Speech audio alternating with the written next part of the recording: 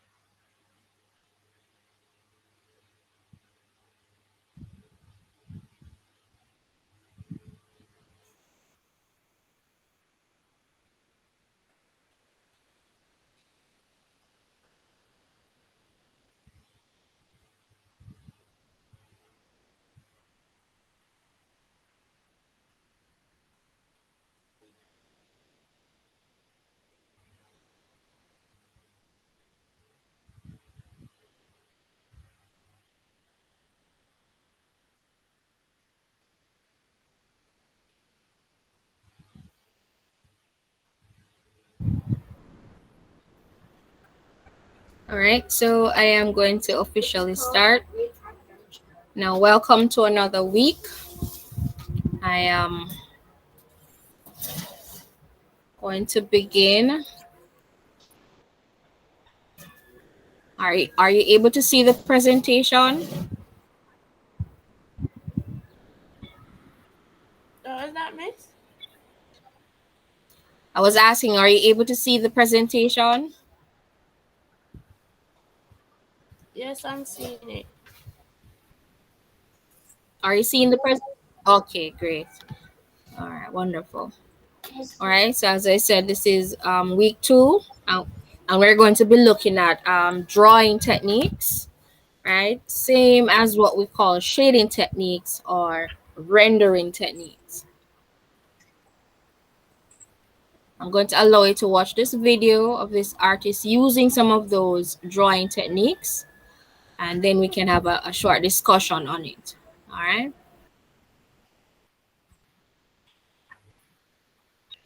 Okay. You've probably doodled with one of these in class, a blue Bic pen. But when Oscar Ukonu uses it, he creates these monochromatic and hyper-realistic masterpieces that can sell for up to $600 per print to his clientele in Nigeria and around the world. To create something like this, Oscar will take up to 6 weeks and go through 10 pens.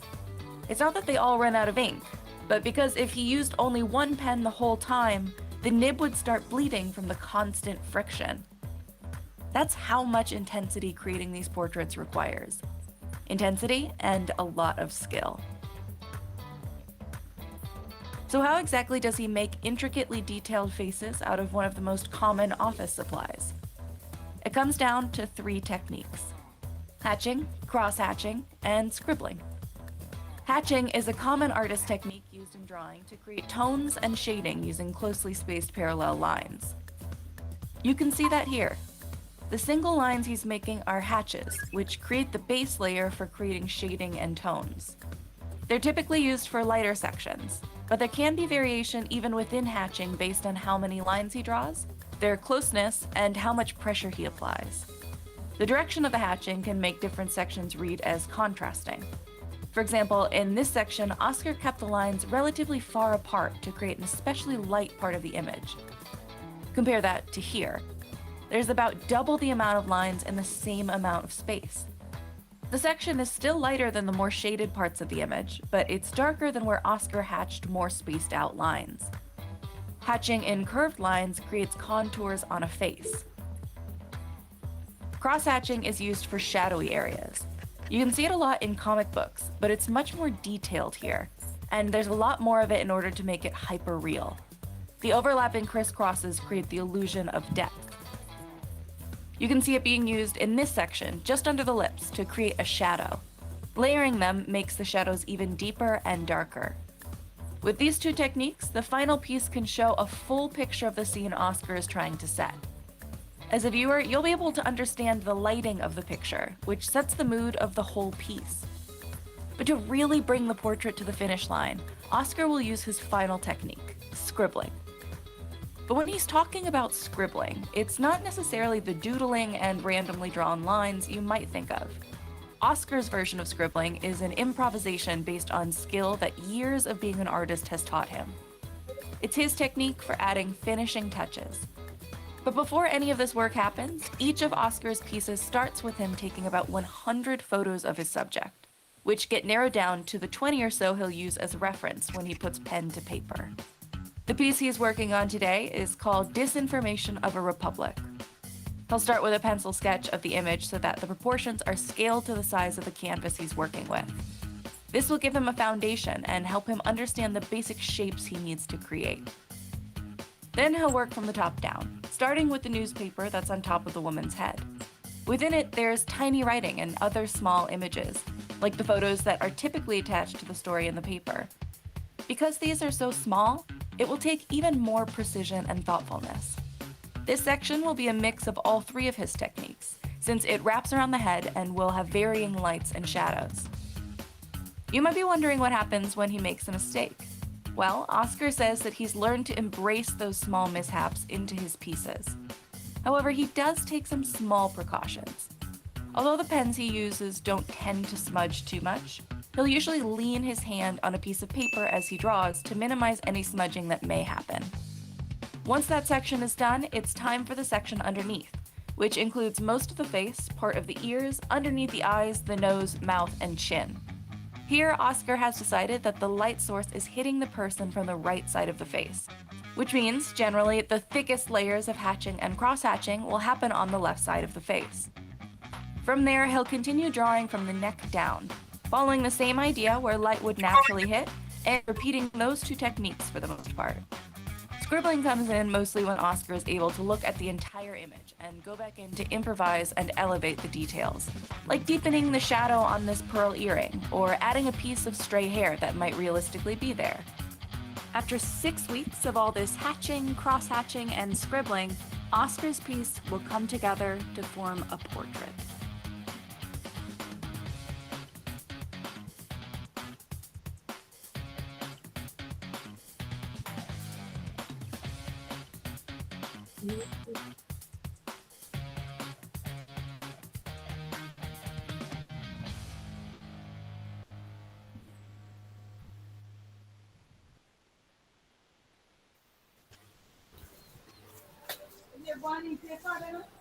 All right, so I hope you got the chance to see that video. Okay, no problem, Camila. Great. So that video that we just watched was really talking about the different shading technique and how the artist went about using them to create hyper realistic work of art. All right, so he uses the medium pen. Usually we are accustomed to using pencil when we think about drawing, but other artists use traditional and non-traditional medium and medias to create works of art. And he's using the same paper made pen, the bluing pen that we use to create works of art. We can also use our marker. We can even use coal for those persons who like, you roast your breadfruit and the wood fire.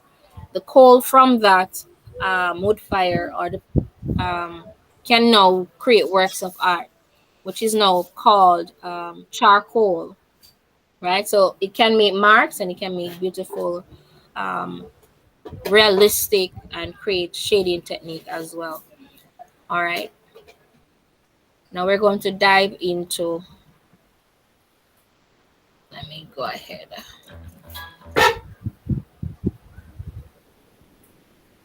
All right. I know we had some homework tasks. I don't know if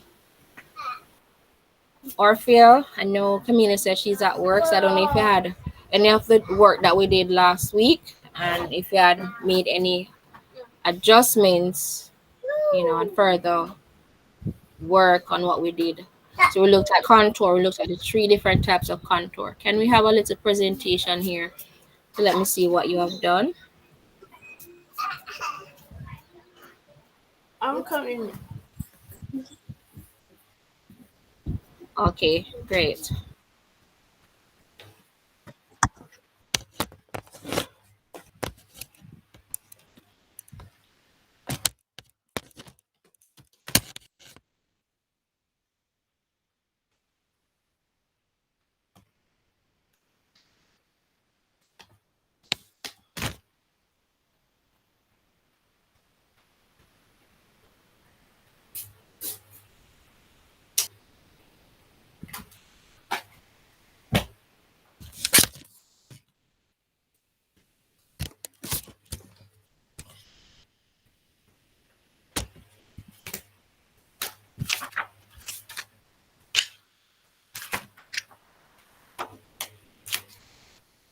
This is the same from last week, though.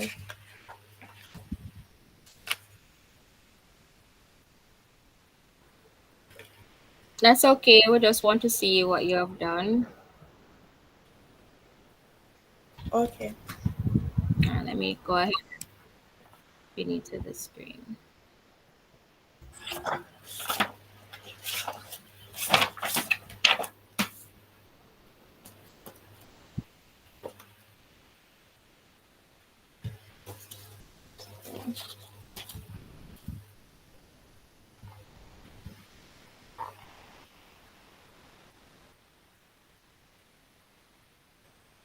This you're seeing it?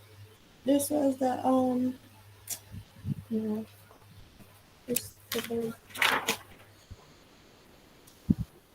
this was the blind contour.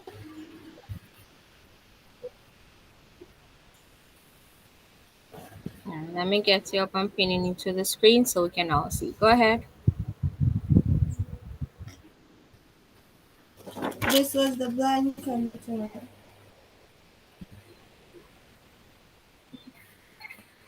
Okay. And the continuous contour.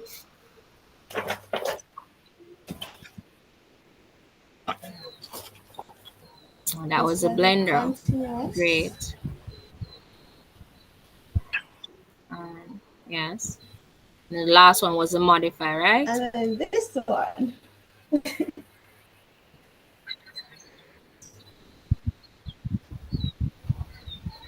That was a portrait. The modify, right? This one.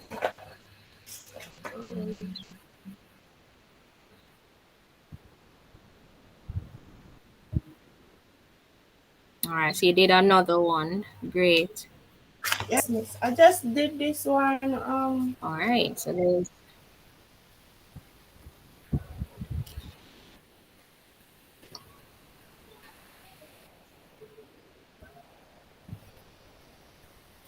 All right. Thank you so much, Orphea, for sharing. Camila sent a message. Are you able to share? Don't know if you had walked with any of your work. Did you walk with The any? MI.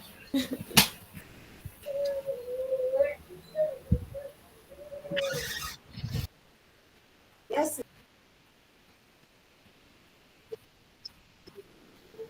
Get up. All right. All right, so I'm not sure if Camila is hearing. I was wondering if she had the assignment task with her at work as well. But nonetheless, let us continue. We can always upload it to the platform. All right.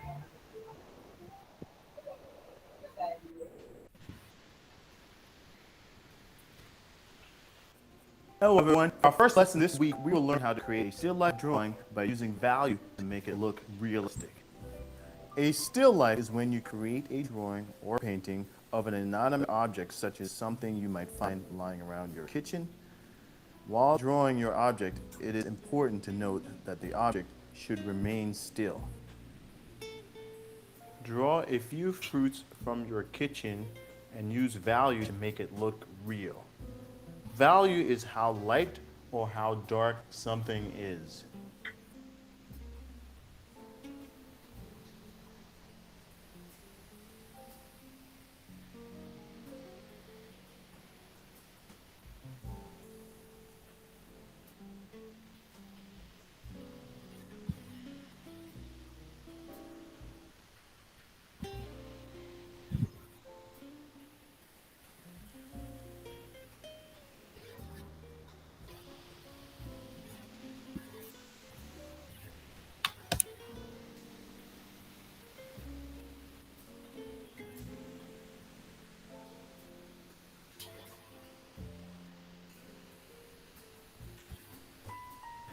Now, in order to get a lot better at still life drawing, you need to conduct a lot more studies. Draw as many different inanimate objects around your home, such as sneakers, books, anything you find lying around.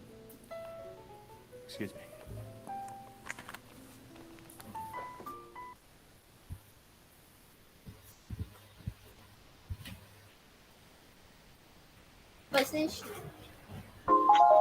All right. So that was on a presentation on. Let me just quickly do that. Thanks. And still life drawing. Perfect. Have you ever heard about still life drawing before? No, miss. Okay. And have you realized that he said it's literally drawing objects that doesn't move on their own. So you can find these subjects literally around your home. Anything that you can create a composition out of, and you get better at drawing once you start to draw from observation, right? So that is how the artists train their eye, and we get better when we look at subjects around us.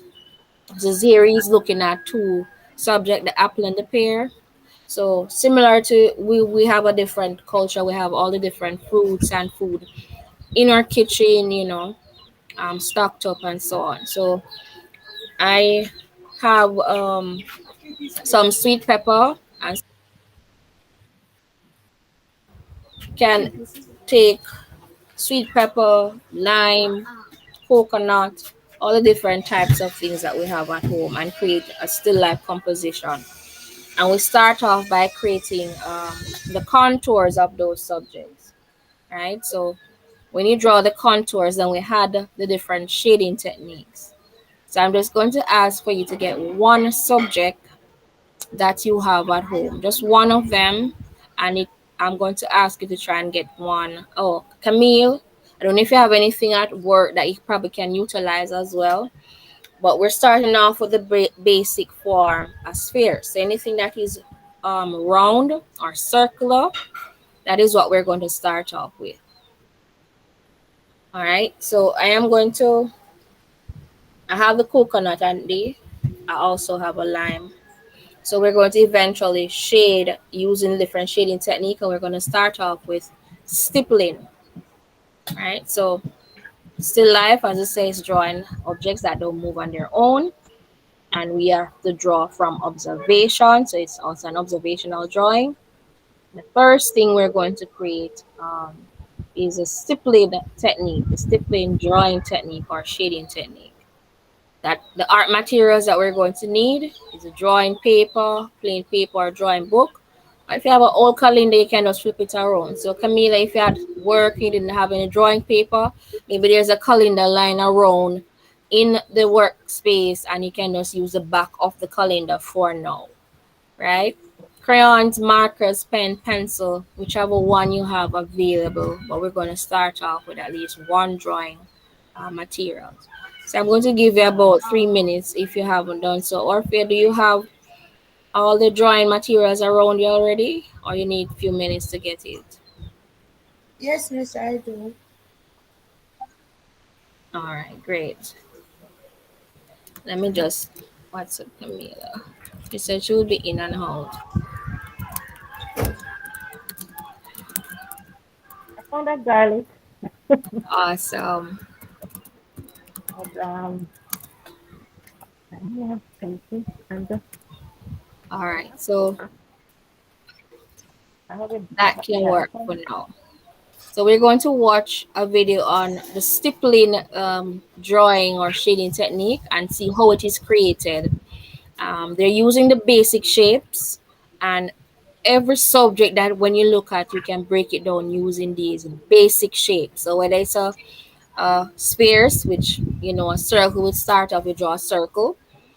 Whether it's a cylinder or a cube, you can now create the different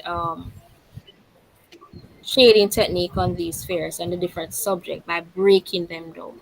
So we're going to watch how you go about creating the stippling technique.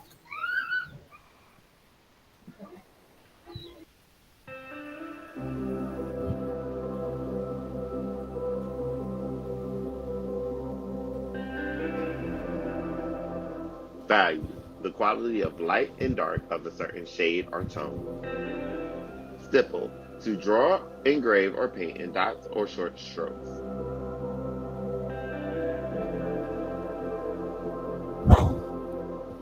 It is important to note that as we stipple, the closer we put our dots together, the darker it will appear to be. The further apart we space our dots, the lighter it will appear to be. So if we're looking for an area to get really dark on our value scale, we want to make sure that we place all our dots very close together.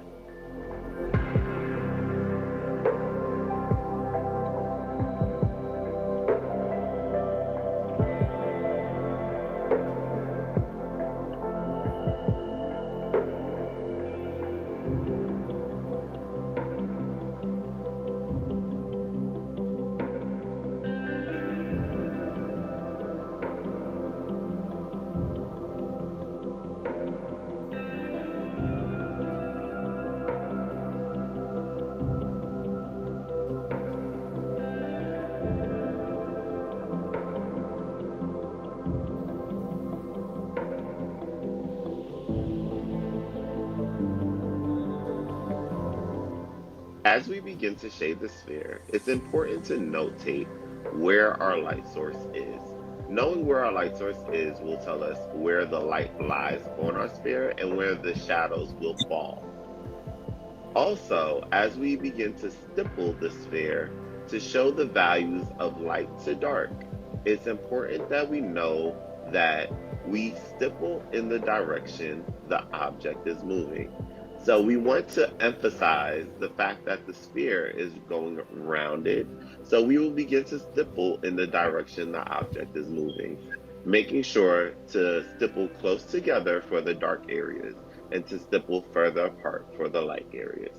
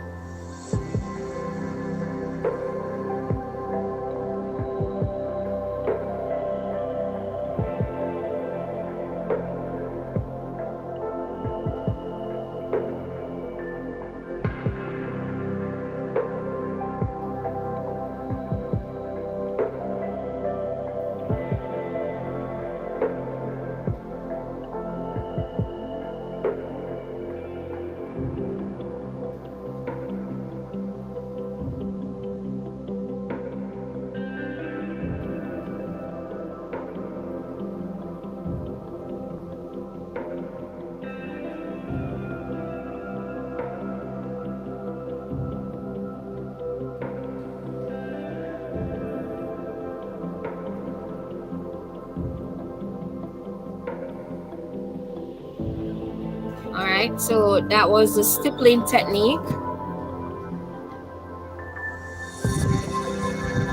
Let's pause it. All right, what did you get from that video? How would you describe the stippling technique? How was it created?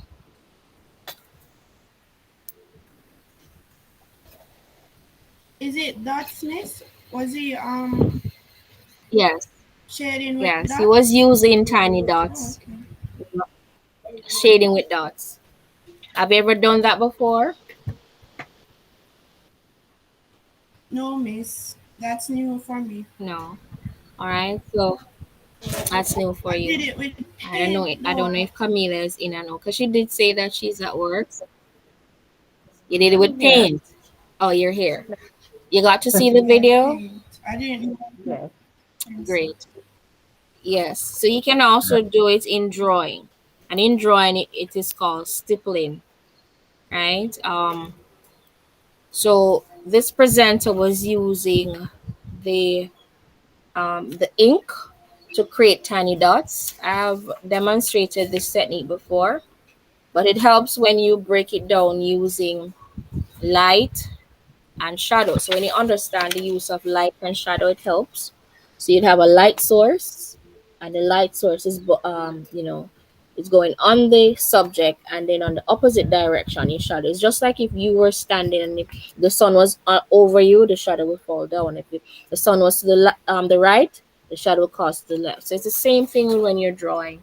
You identify the light and the shadow. But there's other parts of it that helps you now to make the work look three-dimensional. I am going to now show you some of the ways in which you can use this technique to create beautiful works of art. And as Orphea said that she has used it in painting. So this is some of the examples or what you can achieve by just using dots only. Let me just pin it back to the screen. Great. All right, so you should be seeing it now because I had pinned myself to the screen. Great. So these are drawing techniques, and then they go ahead using the stippling technique to create this value, this realistic or three-dimensional feel, the illusion of depth, the illusion of making the work look real on a flat surface. So these, as I said, is done using just dots. I have another study. I started doing this study here. This is a sweet pepper. No, this is the Scotch bonnet pepper, right? And you can practice by creating stippling the spheres, which is the circle. So we're going to start out with that, a small circle, and doing some practice, and then we'll go on to the different subjects that we have. So that's what we're going to do. All right. So Okay. here is when you use color to it now. So you can use marker, right? The markers are very good. So now you can apply color. So even though you can use your pen, you can use pencil. Um, gelling pen also is very good with this one. So if you have a variety of gelling pen, that is also good. The fine pine marker, sharpen markers, all those are great to use as well. All right, I have a few of them here. All right, so if you have some of these sharpen markers, they have very fine tip. You can use those also. All right, so get a variety. Crayons can also be used. Right. Now I got this one for my son because he loves to use crayons. So you got a variety of colors, so you can have different tones to it. All right, so this can be achieved by using the stippling, using the marker. If you want to be innovative in such a sense, the Q-tip, if you take off, same thing as we call the actual name is cotton swab, but we can take off the end of it, dip it into ink, and make those stipple marks. So it's similar to painting, but now we're using planes and washes to render our drawing. All right. Now, what affects how we draw? As I said before, our light source and how we break down light and shadow, right? There's different parts to it. So we have the highlight is where the light directly hits the object, and that part is going to be the lightest part of your subject, right? And then we have the light itself, which illuminates from the center or the light source, right? So the light source is here, and then you have the shadow, which is cast on the subject. Now, the shadow that is cast on the surface is what we call a cast shadow. So that shadow cast is, you know, that tone, the darkest tone on the surface when you are drawing, right? Then the reflective light is what bounces back onto the subject from the drawing surface or the surface in which you have that subject, right? And we have a range of tones that can be achieved when you look at this and you break down the different sources of light, right? So here we have a subject, and it could be similar to what I have here. I have a stone in my hand, right? And if I go ahead and I put down this stone, if you can see it, you're going to see a shadow being cast here. So my light is coming from this direction, right? Even my hand, notice the light is over here and it now casting a shadow on the stone because this is achieved by overlapping, right? So when you're shading, you look for that highlight, and this is where I'm seeing the highlight. So the light will be here, and then we have the shadow, the car shadow on this side, right? A different shadow, the shadow would be here, and then the reflective light will be under the opposite side. Because light is going to bounce on this white paper and go back on the surface here. All right.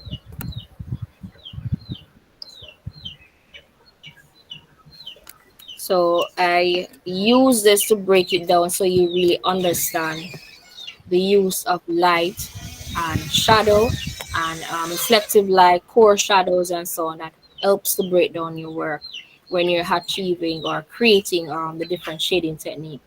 Now, right where you have the shadow in between the highlight and the light, you have what we call the half tone. So the shadow, the core shadow, is going to be the darkest part of it, right? Which is a part of the shadow. And then the half tone is when it becomes, mid tones. It's not so dark. So we're going to look at some other right here. Let me break it down some more. Here we have the different geometric forms. I'm going to ask you to practice drawing them and to create the different shading techniques. But we're going to be using the spheres, as we said, for today class. I have a video a presenter is breaking down some more further, breaking down how you see light and shadow. So I'm just going to quickly move over to that video so you can have a clearer understanding of how we identify light and shadow. Right, there are two main zones, light and shadow, as we said, and the edge where the form transition from light. So let us look at this video. And shadow. The edge where the form transitions from light to shadow is the terminator. It's located at the tangent between the light source and the form. In other words, just before the planes start to face away from the light. Let's start by talking about the shadow side. There are two types of shadows. Form shadow is a shadow caused by the planes turning away from the light source. A cast shadow is caused by one form blocking the light from hitting another form. This egg is blocking the light from reaching this part of the table. You can find this shape by projecting lines from the light source to the terminator of the first form, and continuing those lines to the obstructed form. Shadows will rarely be completely black. Light bounces off objects in the environment and is reflected back into the shadows. This is called reflected light. In this case, the light will bounce off the paper and into the shadow on the egg. Along the terminator, sometimes you'll see a core shadow. It's a darker plane that defines the edge of the shadow. The thickness and softness of the core shadow can vary quite a bit. It depends on the thickness of the form, how sharp the edge is between the planes of light and dark, or the angle and position of the reflecting light source. Sometimes you won't see the core shadow at all. only if there is something on the shadow side to reflect back enough light to create a visible difference in value. This dark piece of paper reflects less light than the white paper. You can see a drastic difference in the value of the reflected light. Also, regarding the visibility of a core shadow, the reflection has to come from the right angle. If it's directly behind the shadow side, it will create a nice core shadow. If we move the reflection source closer to the angle of the main light source, it will illuminate the area where the core shadow would have been. If you don't see a distinct core shadow, many artists choose to cheat one in, because it could add to the three-dimensionality of the form. Reflected light doesn't just affect form shadows, it also affects cast shadows. Less light can bounce into this deep crevice where the egg and table meet, and so that area gets darker as it goes deeper. This is called an occlusion shadow. Moving on to the light zone. Immediately after the terminator is the halftone. These are planes of the form that are partially hit by the direct light. As the planes get closer and closer to facing the light, they will get lighter. And the point where the form points directly at the light is called the center light. Don't confuse the center light with the highlight. The difference between the two is that the center light is the plane facing the light source, whereas the highlight is a reflection of the light source. A reflection will move depending on where the viewer is. So let's say this is the egg. The viewer or the camera is down here, and the light source is over here. The center light will be here facing the light source.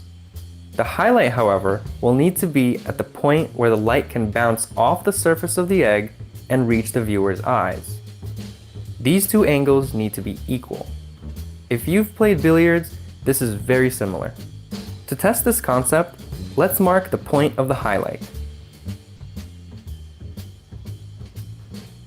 And mark another point for the center light. Now let's move the camera and see what happens. Okay, you can see here that the highlight moved to a different spot, following the camera. The center of light hasn't changed. It's still pointing directly at the light source. Don't let the math of all this confuse you. Highlights and cast shadows that we discussed earlier can be changed, and they'll still look believable. Nobody's gonna call you on a highlight being in the wrong spot. I can take the highlight on this egg, move it to a different spot, and change the shape, and it still looks believable. I'll often change the shape of a cast shadow to better describe the form it's being cast onto. For example, if I have an object that casts a shadow appearing to go against the form. The form of this paper towel roll is a cylinder, and to show that, I would change the cast shadow from the egg to wrap around the cylinder. I usually try to describe the form that the shadow is casting onto rather than the form casting the shadow. So give yourself artistic license. Learn the rules, and then learn how you can break the rules to improve your drawing. Just want to let you guys know.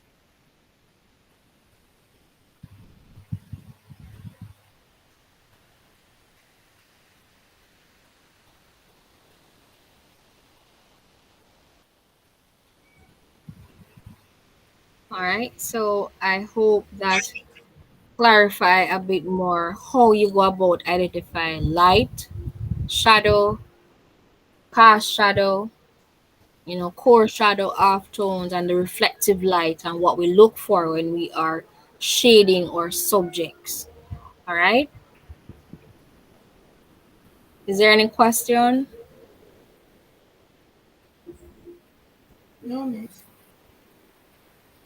All right. So we're going to, Um, yes, we're gonna Camille. Yes. if we're draw a circle like that. Is there a secret to getting it that perfect? All right. So at the end of the day, it's with your wrist, right? So the more you practice, I'm going to demonstrate, right? As I said, I've done a few demonstration, but I'm going to demonstrate. It's about your hand and the wrist. It's supposed to be flexing your wrist. All right. So we're not going to take a compass or a circular object and draw the outline. No, we're going to be using our observation on our hand. Remember, we did some practice where we did the blind contour. So it's about looking at the subject, using some of the continuous lines, using your hands and going into modify. So that's when you know start to use the modify contours, right? So we're going to practice a couple of the spheres and then we're going to shade and tone the spheres. So the activity, we can look at this already. All right.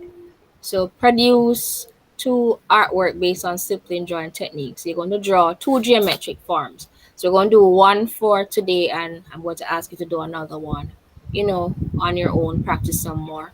Then we're going to draw an ordinary everyday objects. So as I said, I'm using whether it's the lime or coconut, or you can use a pepper. Ofer says she's going to be using a garlic. So we have those things at home. So we're looking at the different values, like cast shadow, all the different things that we have learned. And you can use a drawing paper, drawing book, and also a digital application. I'm going to demonstrate that after we have done the practical aspect. So this is the instructions now. And we're going to start off. So I'm going to demonstrate some of those circles. So let me just go ahead and mess up. So I'm working with a plain paper for today. I'm going to tilt my screen. I have a stone. I have different things that give that form which I use to practice. So here I have a cylinder. I try to have different things that helps to guide my lessons. I also have a pyramid and cube. I'm just going to set up before I start the circle. And as I said, these are the subjects and the forms that helps us to draw any object, right? So you have, as I said, this stone is going to represent my spirits, and the shadow and the light and how things overlap, right? So if I move this around, you realize a lot of shadow is now being cast on, shadow is cast on the surface. It's also casting shadow on the stone here, and so on. So we practice with the geometric form. So by the time we identify the different shapes in subject, it is much easier. So now I'm going to, practice some circle. Just look at what I'm doing here. So I'm just simple Miss, moving I'm not, my not wrist. seeing. You're not seeing it? Pin me to the screen. And I'm going to show you after I'm finished, but I'm using a 4B pencil. I'm going to use couple and I'm modifying the circle. Right, so just for you to see the outline. So this is not stippling. All right. Stippling. Yeah, so stippling is when we're going to start to add the tones to it now. So I am now going to use this to say, okay, this is my lime, right? So Is there a are you camera seeing the on? spheres? Are you seeing the circle? Oh, okay. I'm seeing. My camera is on. You're not seeing Yes, me? yes. Pin me to the screen. I'm seeing now. Okay, great. Because you realize my name appeared twice. So one would be the presentation, and then you can see me. Okay. So I was demonstrating the circle. Let me try and use a marker just beside it so you can see what's happening. I'm going to draw another one. This time I'm using the marker.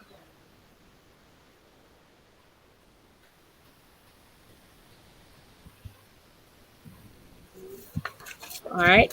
Are you seeing this now? So this is the Yes, I'm 4B seeing it now. pencil, and this is the marker. Great. So I am going to use what we just learned about light and shadow and core shadow and all of that. Now, if I have a light source above my lime, I'm going to use the lime as reference. So this is the lime. The light is coming from this direction, which is the left. So the shadow is cast here. I'm seeing multiple, I'm having multiple light source. So you might see another shadow over this side because there's a bulb over my head that is giving me another shadow, right? So another cast shadow is being right here on the surface. It's cast on the surface here. This one is the natural light source, which is, well, we would say the sunset, right? Because it's going down now. So I'm going to look at observe the lime, this part where it comes from the stem of the tree. I'm going to now draw it at the top. So I'm observing it. I'm going to put it down. The great thing about using a stippling, you can draw a pencil first, and then you go about changing the different values with the marker or the pen. Alright, so I'm just drawing what I see. Now there's some patches of brown on this lime, which makes it very interesting. So now I can add different, colors to it. The lime itself has rhymes, so it has dots. If you notice, oranges, limes, or most of citrus have a lot of dots on it. All right, so that would be ideal to use for the stippling technique. All right, so I'm just putting in a few brown patches. Sometimes less is more. You don't have to put in everything. All right. Now my shadow, as I said, because the light is coming over here, and remember you use the guidance of using your construction lines to hit the edge. So this now allows me to guide my eyes where my shadow will be casting. All right. So the core shadow and the cast shadow. So my shadow is coming from here.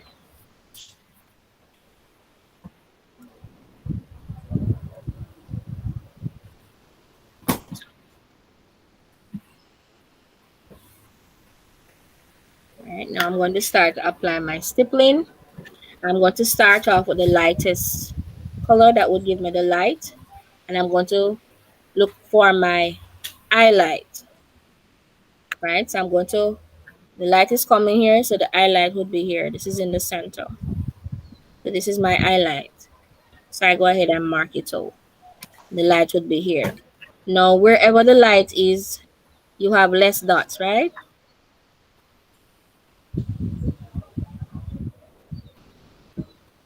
So I'm just adding less dots in the light area.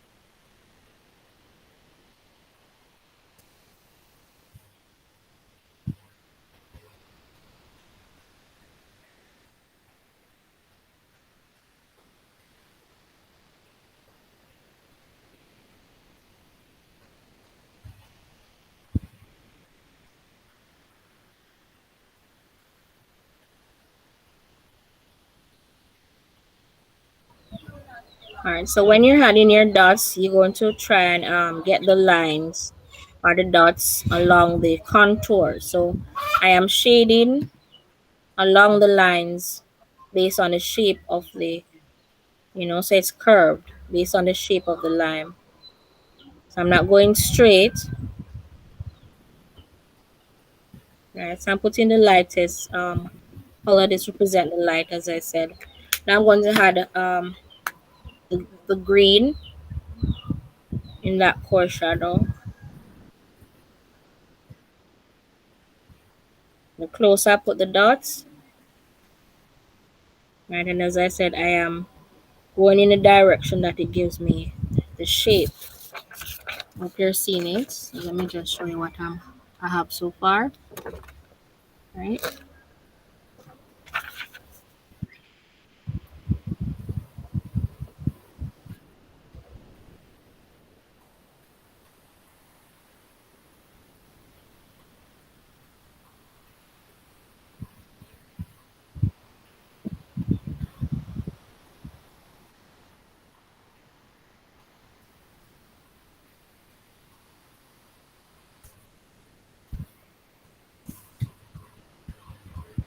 Like I said, I also have some brown patches, so I'm going to incorporate those on the lime itself.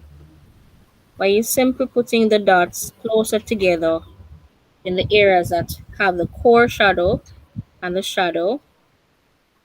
And you're going to do the same for the car shadow.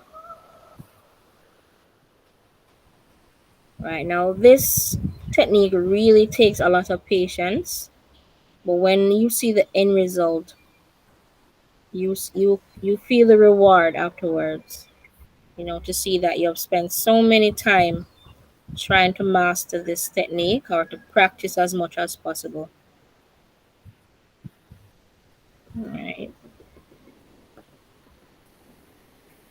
I'm going in the mid tone, which is same as the half tone, and I'm making less the dots now to disperse further away than the core shadow.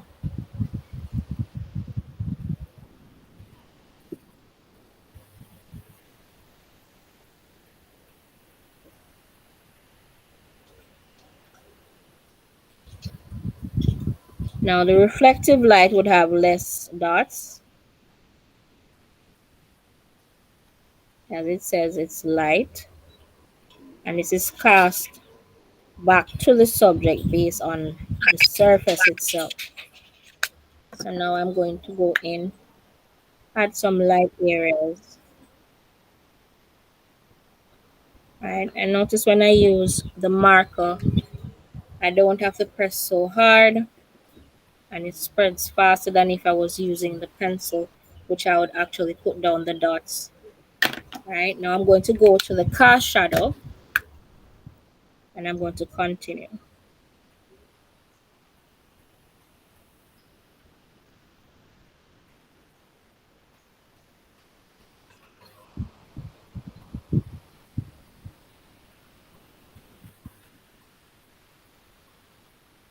But when you draw the pencil first, you can go and erase the different areas.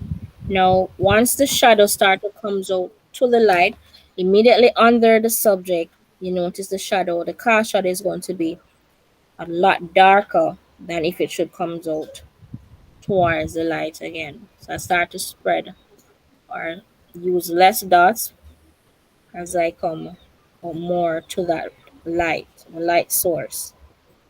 Right? But immediately under the subject, you should have a lot more dots.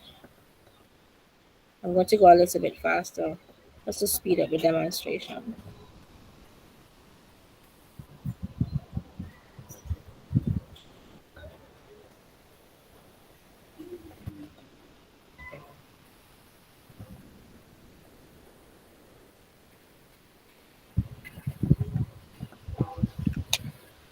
All right, so I haven't had the brown as yet, but you should see what is the result so far. Are you seeing it?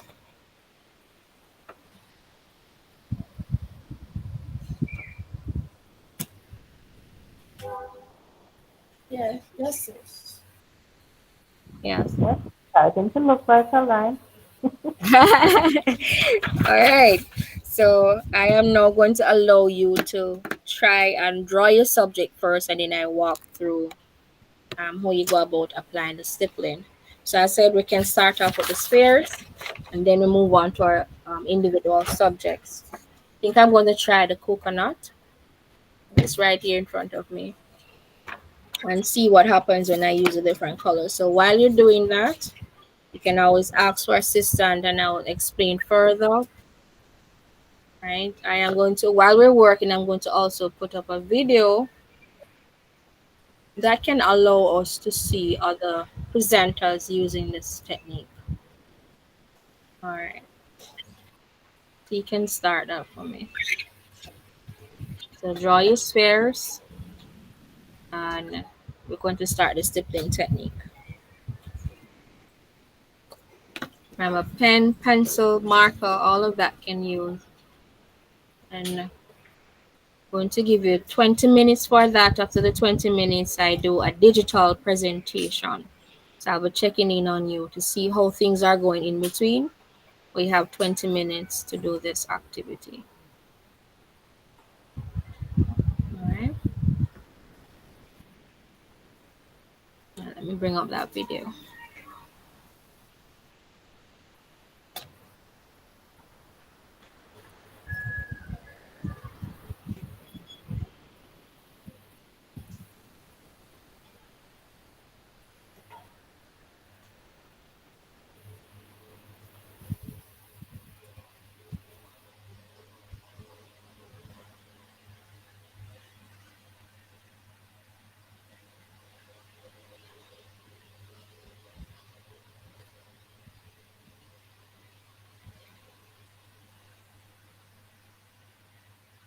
Hi there, welcome to Ms. Cooper's art class. Today I'm showing you how to do stipple drawing, which is drawing using dots. So what I'm doing here is I'm using a Micron pen, it's kind of like a fine point Sharpie, and I'm laying down some basic dots, really light, because I'm creating value by spreading out my dots in a certain way. So you see the closer together my dots are, the darker my drawing appears to be. So what I do is I start with the very lightest area, kind of block that in, and then take my very darkest area, start adding dots. You can't even really see it, but my pen is moving very fast. From there, I slowly work my way out into the lighter area by very carefully spreading my dots, putting them right in the middles of each other very carefully, and I sped this up. What I say a lot is that you can always add more dots, but it is hard to take them away. So that's why I'm very slowly working from my darkest area into my light and kind of slowly darkening up my darkest area even more as I go. And then kind of evening out the clumps at the end by looking at weird kind of white spots or gaps that I left and then adding more dots in the middle. So stippling is not little hairs or little dust or tick marks, although they're really cool looking. And it's also not circles, you're doing little dots, although those are interesting too. So what I'm showing you right now is what would happen if you did a sphere, and I'm not adding a shadow to it or anything. Mostly I'm just trying to show you the basics here. So I put in a little smattering of dots, I kind of spread those out, and I start to add a couple more to get that base layer in and to figure out kind of how dark it is at its lightest spot so I can go from there. So once I have my base layer of dots in, that's when I can start adding my very darkest dots and placing those and placing that shadow. So in my case, that would be right across from the light source on my sphere. And you'll notice, even though it's my darkest area, it took me a second to really darken it. I zoomed in so you can see that I am in fact doing actual dots and not scribbling. When you do actual dots, it looks a lot neater and more consistent to the person viewing it because they do see those little gaps between dots. So I slowed it down so you can see I'm carefully placing my dots in the centers of other dots. It's not like I have a grid, I'm not measuring it out, I'm just trying to place them as well as I can, just using my eyes. Now you'll notice it's a little bit lighter at the bottom of my sphere. That's because when you put a sphere or a ball or something on something like a table, there's some reflected light that actually bounces back up onto the bottom of the sphere. So it ends up a little bit lighter than your darkest core shadow. So now you can see I'm using that approach, same as I did on the value scale, but now I'm taking my dark area and slowly working it into my light area. Not all at once, I'm just slowly starting to spread it out and figure out what I want my sides of my sphere to look like so I can even them out with each other. Now I definitely don't work this fast, I wish I did. In real life, this is actually sped up quite a bit. So the whole sphere took me just under an hour and a half to do, but it's because I was being very careful. You'll notice I'm slowly working my way from the dark to the light area. I'm not, working from light to dark. I find I get too dark too fast going that way.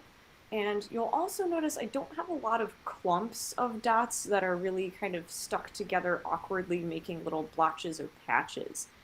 You want to save yourself some hassle later by spreading your dots out very carefully from the get-go, because you do have to make your drawing a little bit darker when you even those out. So if you were drawing a portrait of a friend who did not have a mustache, and you were doing shading on the upper lip, and you had a clump of dots and you needed to darken it, as long as you started with your shadows still pretty light, it means that you won't accidentally give them a mustache, because they might be confused when you hand it back to them and suddenly have some facial hair there. I went off on a tangent there. So now what I'm doing is I'm adding dots that are a little smaller than the other dots to even out the clumps and even up my shading. So instead of pressing with regular force with the pen and making a full out, bona fide dot, I'm just kind of very lightly tapping the page and making the smallest, hardest to see dot ever, because when you add enough of those, that does even it out and make your shading look really smooth. If you can't tell, I'm a bit of a perfectionist, so of course I spent a while evening mine out. That's actually what I spend a lot of my time doing. And of course I picked a sphere too, which has to look very regular and even, so I had to spend an extra long amount of time. So in future videos, if I am stippling something else, I probably won't spend quite as much time evening it out, which is also why I did not include a shadow in here because, you get the idea. At the end of this, I did move this away from my camera setup just to kind of get the last couple dots in there. You can see I'm just evening it out. You can see the different size dots at that point. So to get rid of the last couple clumps, I moved it away from my camera setup, which is a locker shelf with an iPad poking the camera through the hole, which doesn't really lend itself to working. So I moved that and evened it out. So what you can see now is the final product, and I'm zooming in on it. Anyway, thank you so much for learning with me. If you'd like to learn more, please subscribe, or if you comment below, give me a like. I'm happy to answer questions and comments. I love hearing from you and taking suggestions. Anyway, thank you so much.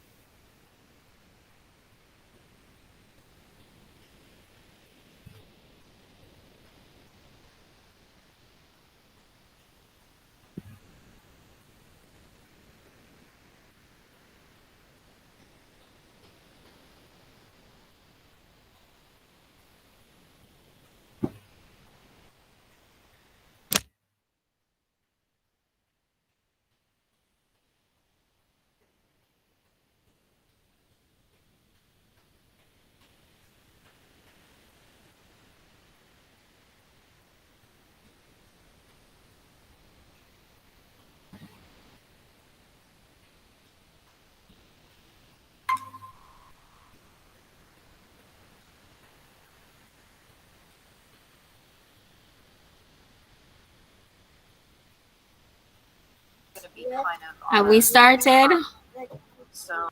Yes, miss. All right, great.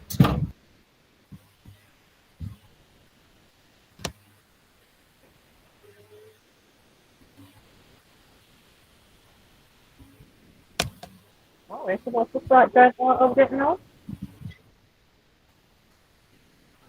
Yes, we're starting off with the spheres.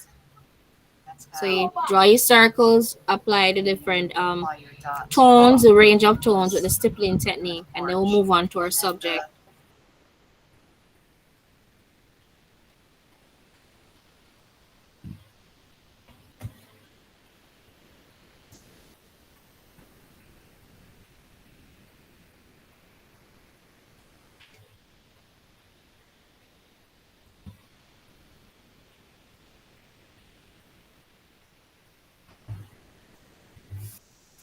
I just wanted to, like I was going to do the fast motion thing, but I just wanted to go through a couple of things with you that I might have mentioned before.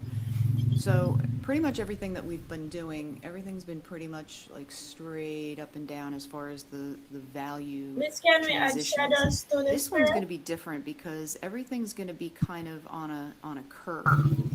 So Yes, it when should you have start shadow. Remember, applying we're having shadow, core dots, shadow, you and may cast want to shadow. kind of So I want to see how you go about follow along utilizing what we have learned. in like an arch that's going to be similar to the direction of the edge of the circle.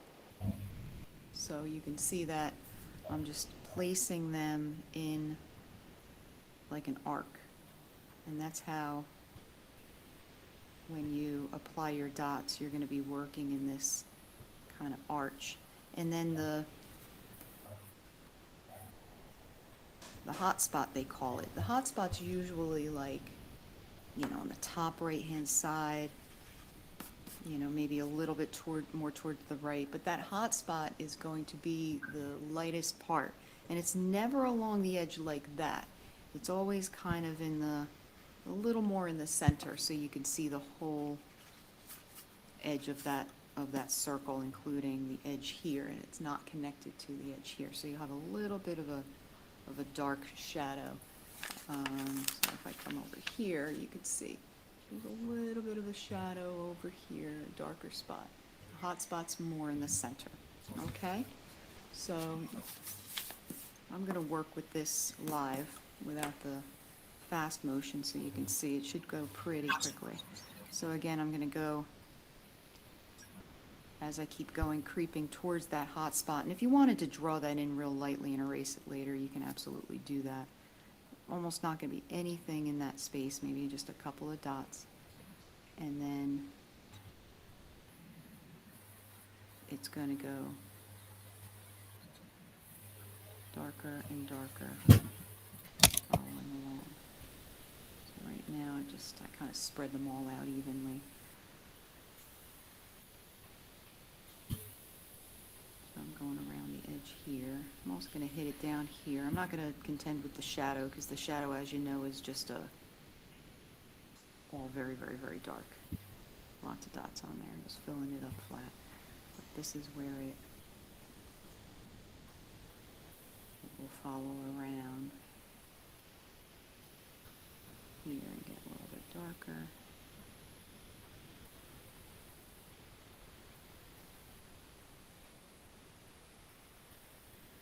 So your eye should kind of pop up to that illustration above, and you should be kind of like glancing over there and referring to it as you're doing this one, and that'll help you stay on the right track.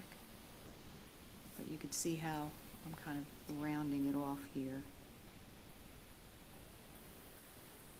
all coming out from this center circle, that hot spot, if you would. It's called a hot spot. That's what they call it. Look it up. The hot spot is the lightest part of your subject. It's the one that gets almost like a glare. Lightest part of your picture.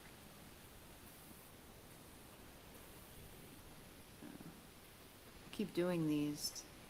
I'm talking about a light source, and I'm looking out the window, and it's the sun's coming out. I wonder if I have the power to make the sun come out. I keep making shadowy drawings.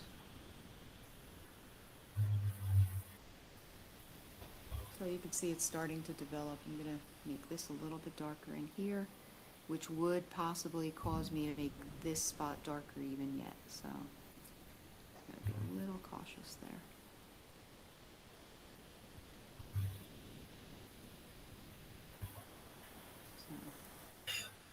So this should be the lightest. This should be dark, a little bit darker, and the darkest spot should be around the edge over here.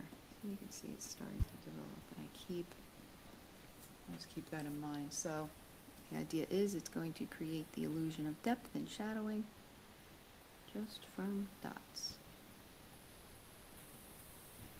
Like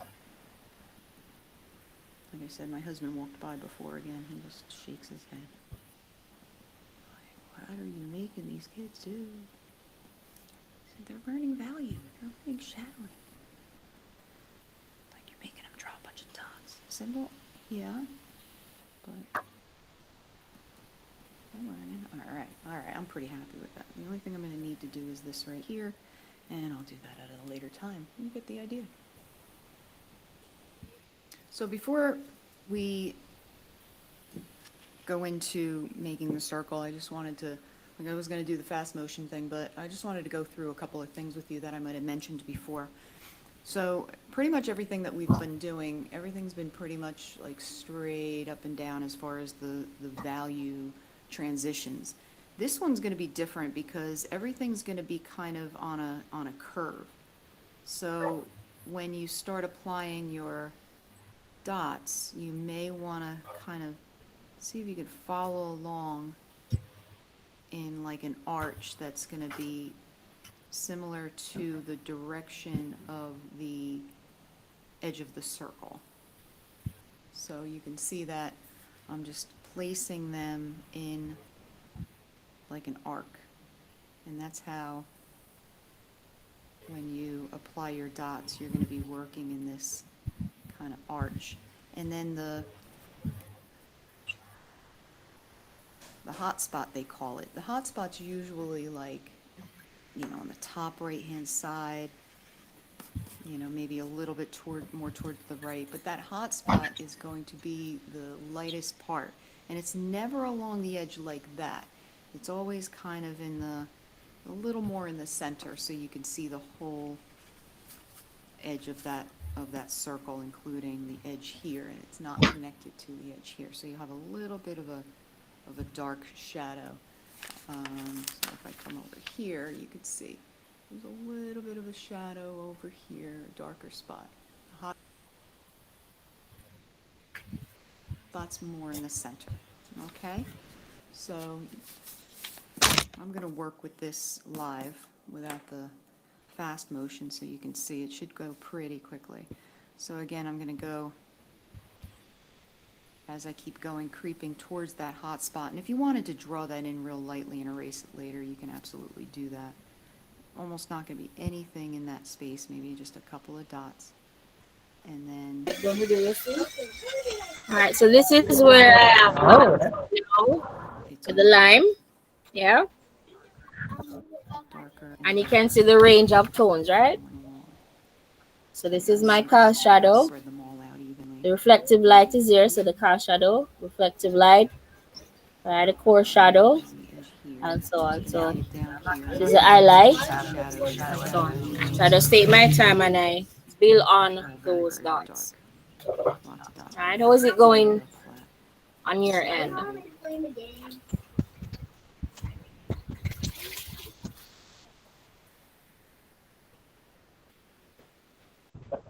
My phone, the picture is like, I don't really have something that I'm observing. I'm just doing a regular search, right?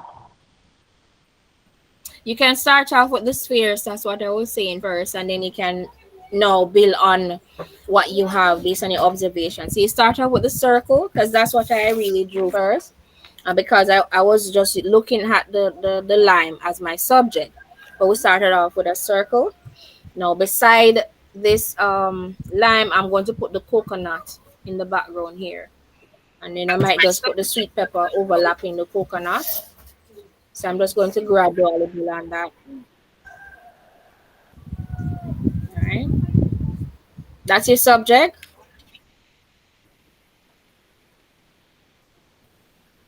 All right, so start off with the spheres. Let me just bring up in the presentation.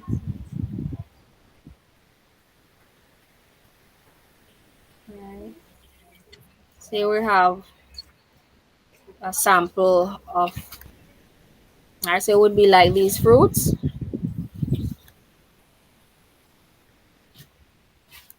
I think the first shading technique, this gentleman here was demonstrating how you go about shading the spheres. So I'm going to show this one again so it can guide you.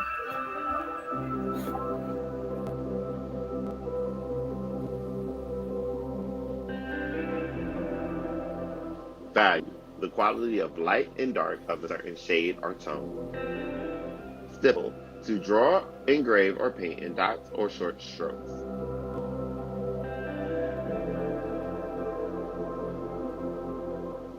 It is important to note that as we stipple, the closer we put our dots together, the darker it will appear to be. The further apart we space our dots, the lighter it will appear to be. So if we're looking for an area to get really dark on our value scale, we want to make sure that we place all our dots very close together.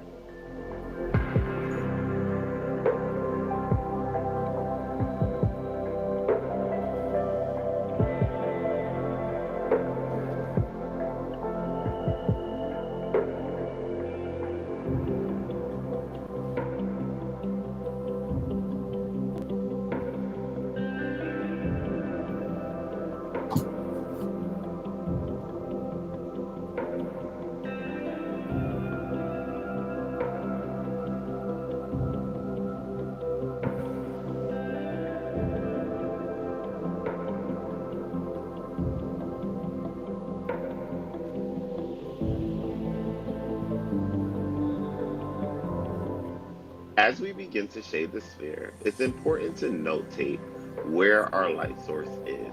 Knowing where our light source is will tell us where the light lies on our sphere and where the shadows will fall. Also, as we begin to stipple the sphere to show the values of light to dark, it's important that we know that we stipple in the direction the object is moving. So we want to emphasize the fact that the sphere is going rounded. So we will begin to stipple in the direction the object is moving, making sure to stipple close together for the dark areas and to stipple further apart for the light areas.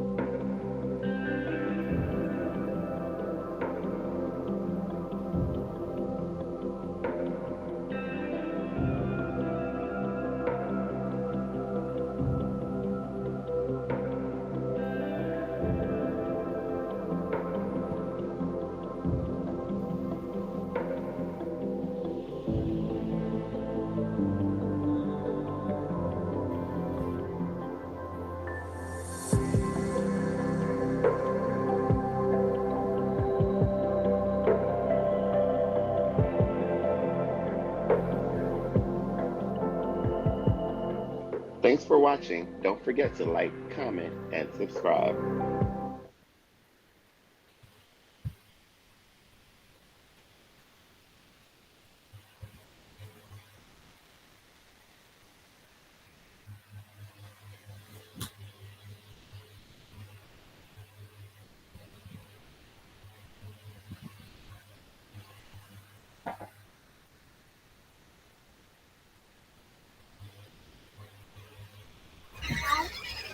All right. So wherever you are, I just want to see what you have so far. All right. Can we just, get some?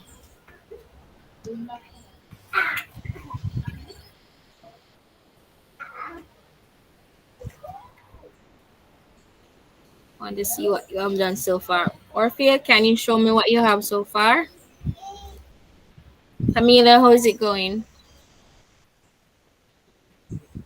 Miss, you're seeing mine? You started? Well, Okay, great. but Sarah don't look nice. Sarah, I'm working at it. Okay, no problem. All right, the video is just coming up now, Orphea. Let me just spin it to the screen a little bit bigger. Go ahead now. All right, you have to keep your hand steady, but I'm seeing it. What did you use to create your dots? What did you use for the stippling technique? A pen, pencil? What did you use? A pencil.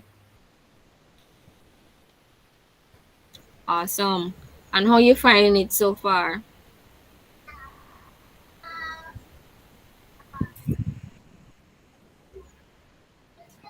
A pencil, miss.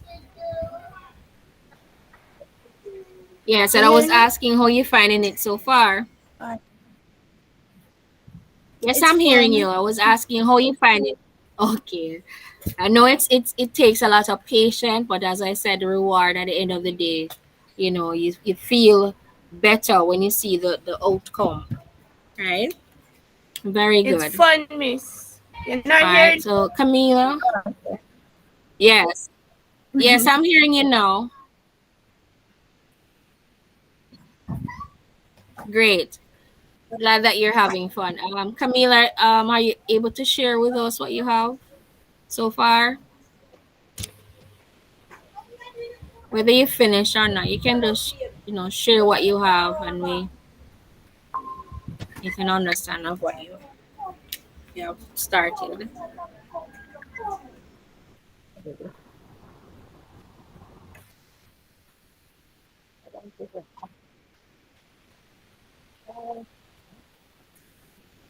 All right, so I'll pin you to the screen. Go ahead.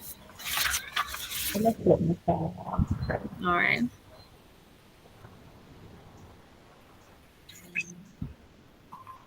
So she goes out and gives the camera and sit back. It's all right. We're getting used to different devices and so on. I'm gonna do it.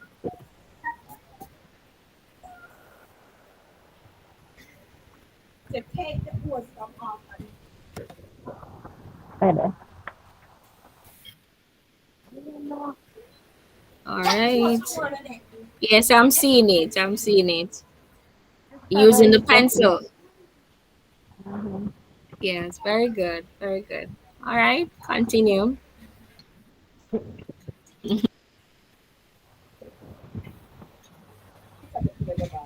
All right. I'm going to allow you to continue what you're doing now. And then in the next 5 minutes, you're going to try and attempt drawing a subject that has a similar shape, right? As I said, you can even look at pictures. So maybe you can go on Google and type in maybe a pepper, an orange, different citrus fruits, sweet pepper, scotch bonnet pepper, lime, coconut, and you just go ahead and create the contours of those subjects. You look at the outer edge, the outline, and then you start to apply your stippling. So you start off with your pencil first, and then you apply the different tones or range of tones to your subject. All right, so while you're doing that, I'm also going to now start with the coconut. Then I'm going to move on to the sweet pepper. All right, so I'm going to show you. I'm just going to be here drawing, and you can also see what I'm doing.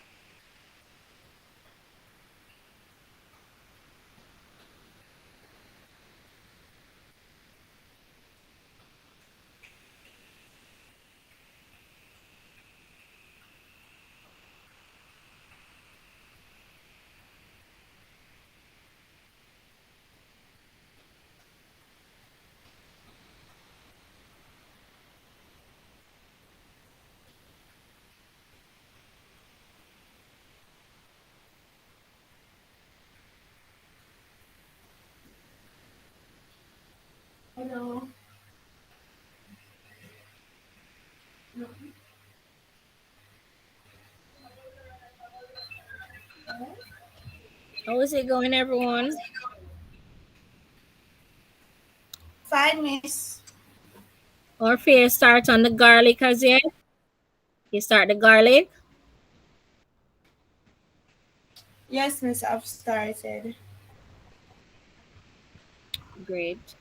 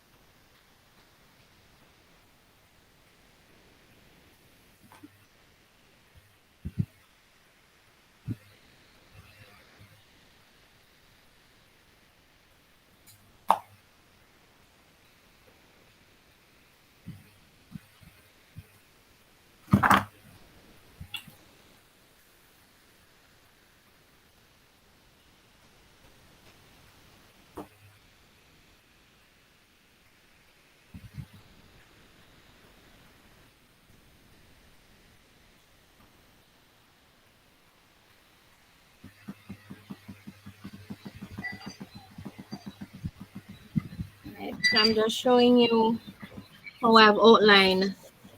I've drawn the contour of my other subjects. So I have the coconut and the sweet pepper here, and I'm taking my time using the stippling technique. As I said, this really develop your patience. So I'm going in and making those various applications of tones, just the various tones from light and dark based on where my light is coming from. Right, so this is my highlight, a light area, shadow and core shadow, and my cast shadow is going to go in the same direction where the light is um, coming from. So the light coming here, the shadow cast on this side. All right, I'm just taking my time and gradually building up the tones with these dots.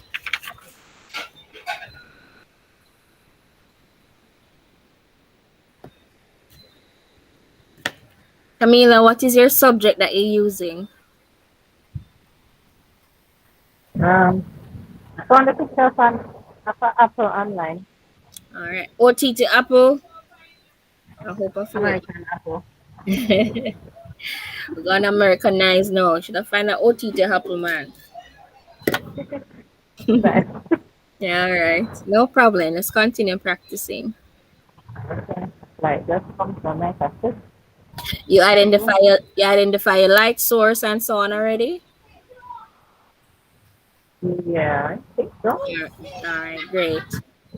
All right.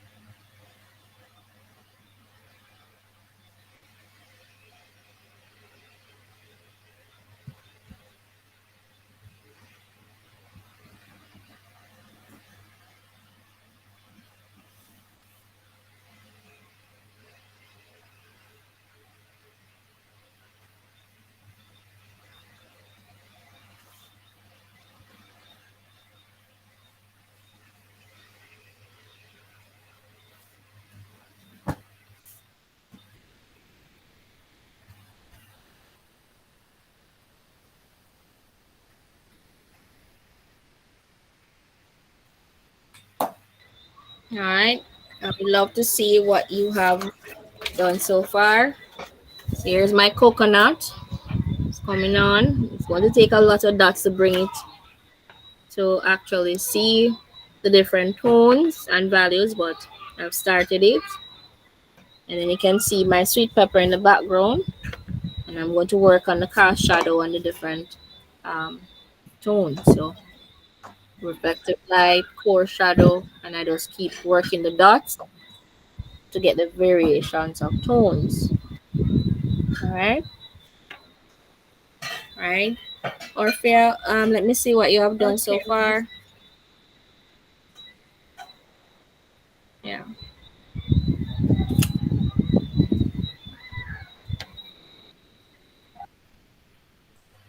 You're seeing it, miss?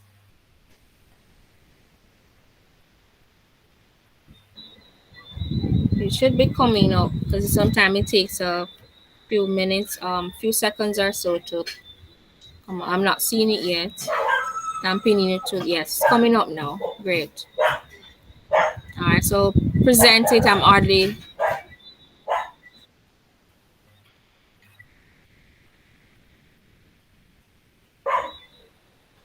all right. So I'm seeing that you have another clove beside it as well, right? Yes, Awesome. And this one is done with the pencil as well. I do. Awesome. This is very, very good. All right. Continue working, Yes, this man. is the Do you pencil. have happen to have markers with you as well? Thank All you. right.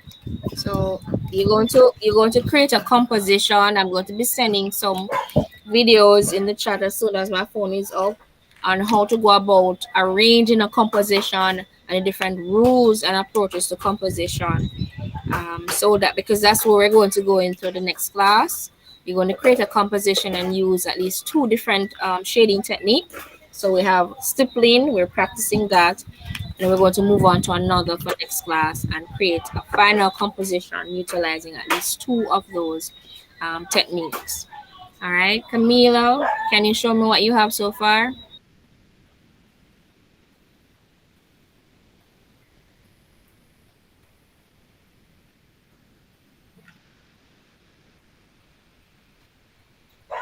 All right, Ophir, can you see Camila? She's presenting or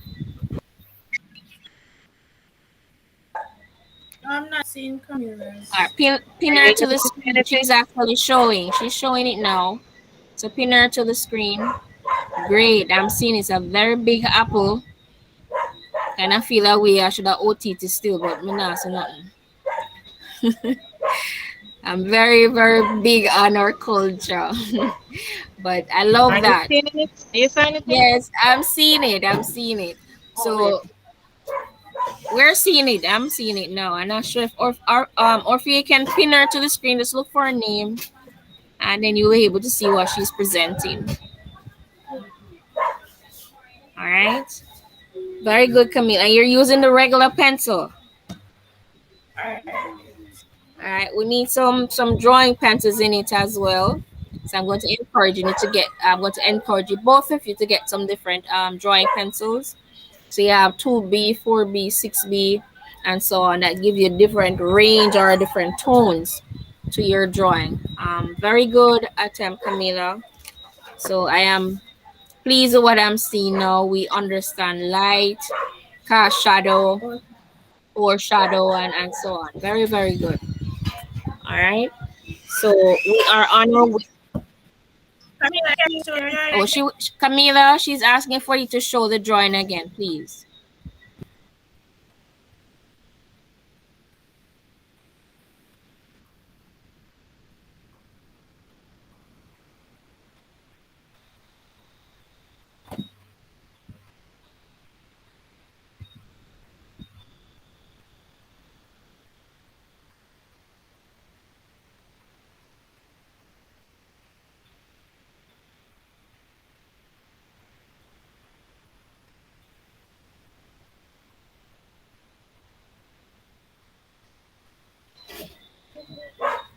All right. I'm going to ask you to send what you have done today in the group.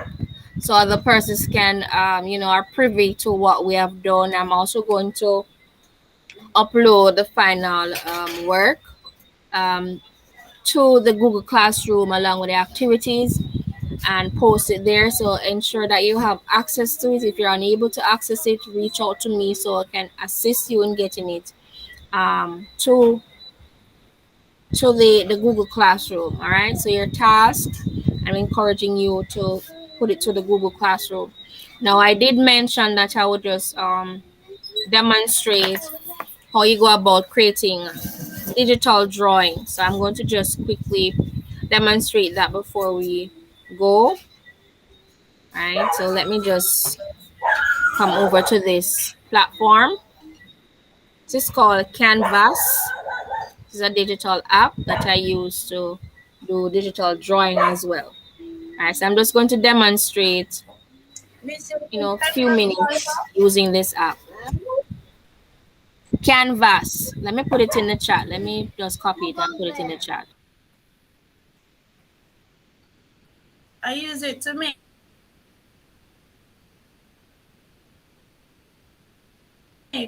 posters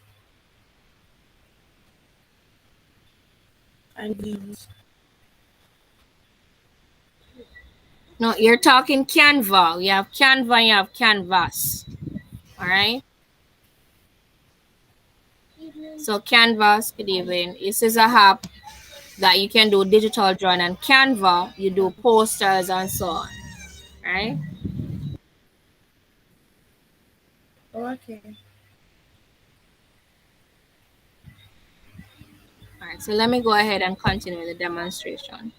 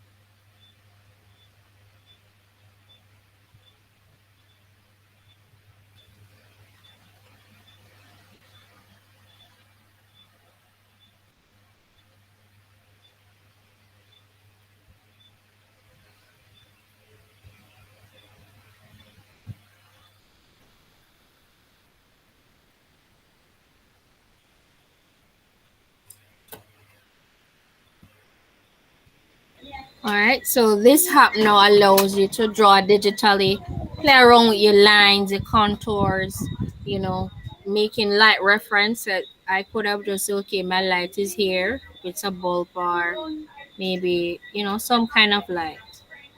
And then, direct in terms of where my shadow should be. I can just easily identify with that. All right, so this would be my highlight, right? And that light would continue throughout.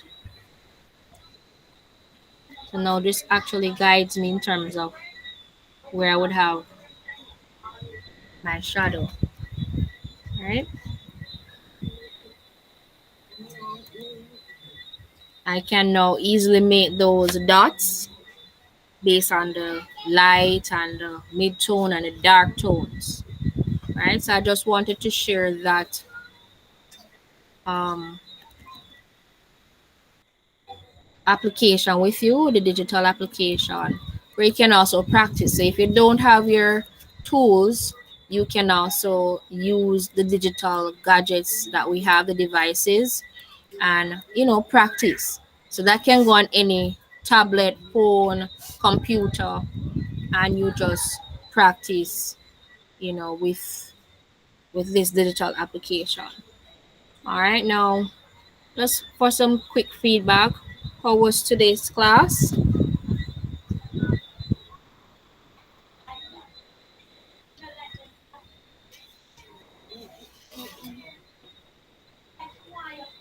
Orfeo?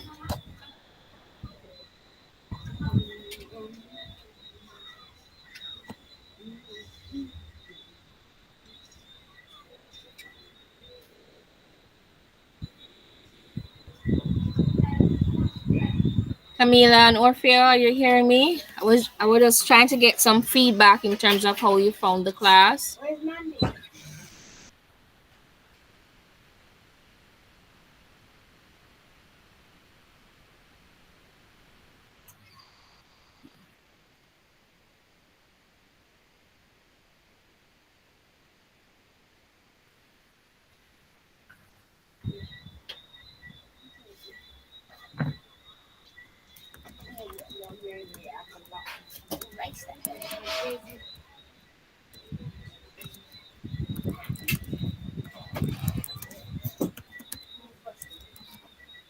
All right, how did you find today's class and what have you learned?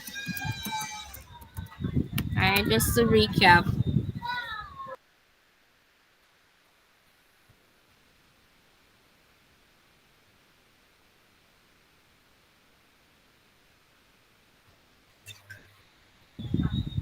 Camila, Orfeo, I'm not sure if you're not. I texted questions in the chat.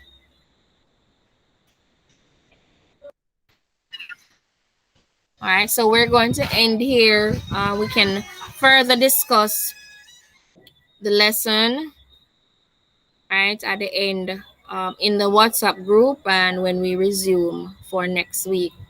All right, so bye for now, everyone. Keep safe, right, and continue to wear your mask and take all the safety measures and protocols there is. All right, bye for now.